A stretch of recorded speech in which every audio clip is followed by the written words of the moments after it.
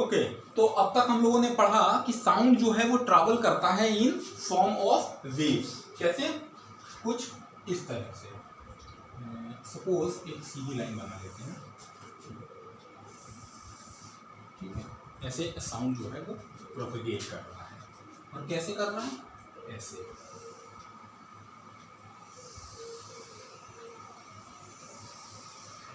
ठीक है, साउंड ऐसे करके चल रहा है।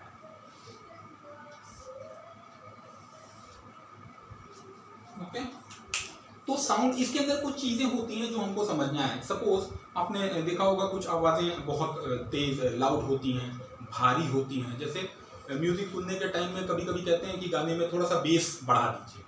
तो ये सारी चीजें कहाँ से आती हैं?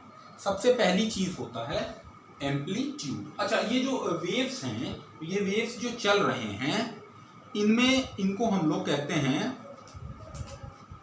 इसको हम कहते हैं क्रेस्ट। सबसे ऊपर कहां तक पहुंचा? तो ये सारे क्रेस्ट हैं, और दूसरे को हम लोग कहते हैं ट्रू। ठीक, नीचे कहां तक पहुंचा?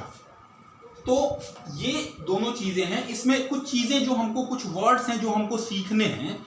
उसमें सबसे पहली चीज आएगी एम्पलीट्यूड। सबसे पहली चीज आएगी एम्पलीट्यूड, जो यहां लिख के कहते हैं एम्पलीट्यूड। एम्पलीट्यूड क्या है? ये जो मीन पोजीशन है इसकी ना, ये लाइन इसकी मीन पोजीशन है। ठीक है, ये वाइब्रेशन ऐसे ऐसे करके वाइब्रेशन हो रहा है।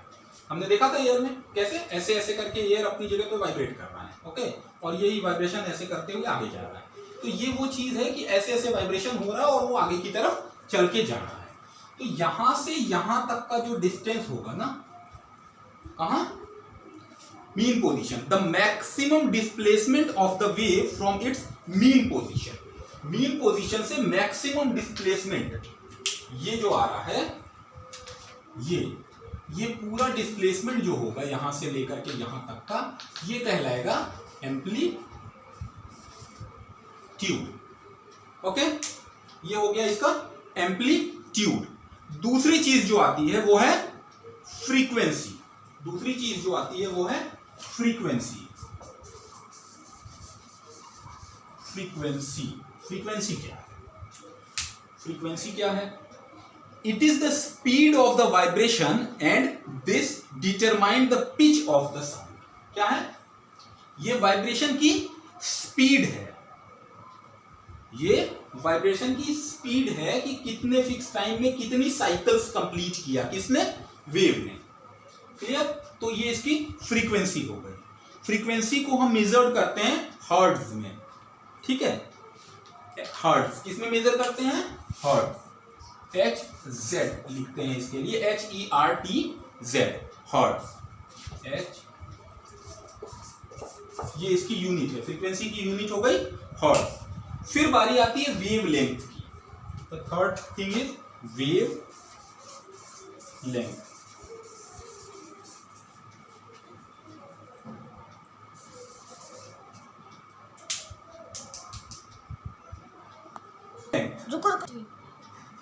Wave length. एम्पलीट्यूड क्या था? Maximum displacement from its mean position. Frequency क्या है? 1 सेकेंड में कितने वाइब्रेशंस हुए, 1 सेकेंड में कितने वाइब्रेशन हुए, ये क्या हो गया? फ्रीक्वेंसी। और तीसरी चीज है वेव लेंथ। वेव लेंथ को हम ऐसे देखते हैं कि सपोज ये इसका क्रेस्ट है और ये इसका दूसरा क्रेस्ट है। तो यहां से यहां तक का ये जो डिस्टेंस है ना, ये कितना है? यहां से लेकर के यहां तक, इसको हम सेंटीमीटर मीटर्स में मेजर करते हैं। ये कहलाता है वेवलेंथ। ठीक है, वेवलेंथ अगर कम होगा तो आवाज शिलर होगी, वेवलेंथ अगर ज्यादा होगा, हम अभी इसके बारे में और भी चर्चा करेंगे। फिर last one is time period. Time period क्या है? फ्रीक्वेंसी क्या था? फ्रीक्वेंसी में हमने देखा कि 1 सेकेंड में, इन 1 सेकेंड कितने वाइब्रेशंस होते हैं। ठीक है, टाइम पीरियड कहलाता है एक वाइब्रेशन में कितना टाइम लगा, एक वाइब्रेशन में कितना टाइम लगा।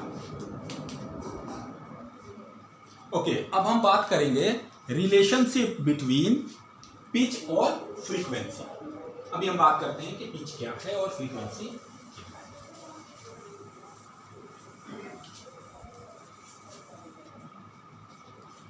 A pitch of a sound we hear depends on the frequency of the sound waves.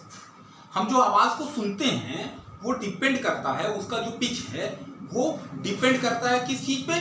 Frequency पे। साउंड वेव की फ्रीक्वेंसी अगर ज्यादा होगी, अगर साउंड वेव की फ्रीक्वेंसी जो है वो ज्यादा होगी, और फ्रीक्वेंसी ज्यादा कब होगी? ऐसे।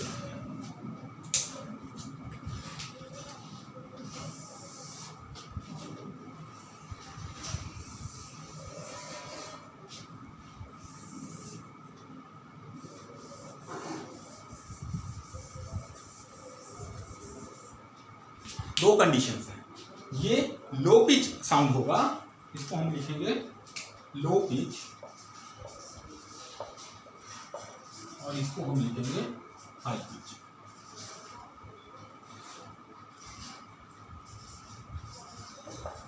हाई पिच लो पिच क्या है?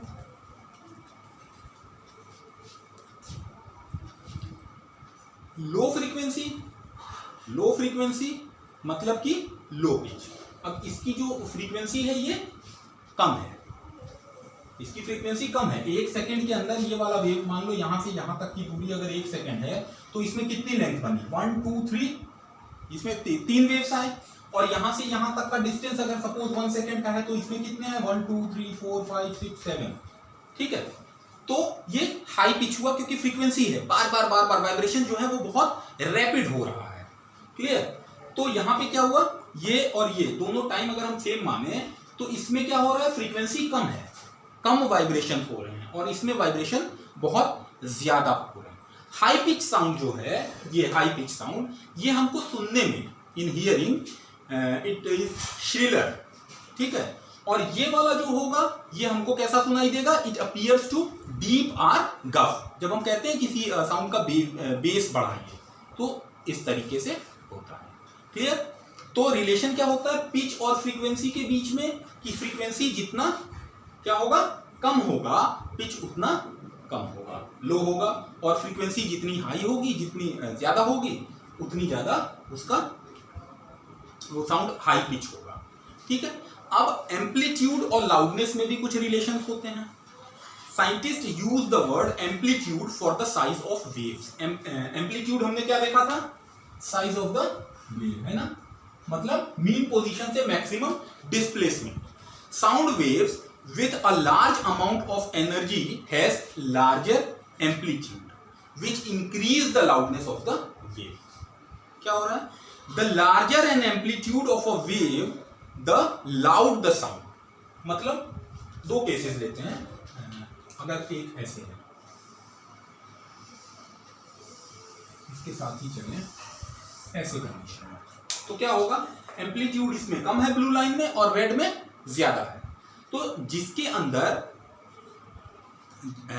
एम्पलीट्यूड जिसका ज्यादा होगा वो लाउड साउंड निकालेगा। रेड कलर से के एम्पलीट्यूड पे इसका एम्पलीट्यूड कितना है? इससे काफी ज्यादा है, तो ये जो निकालेगा ये लाउड साउंड निकालेगा।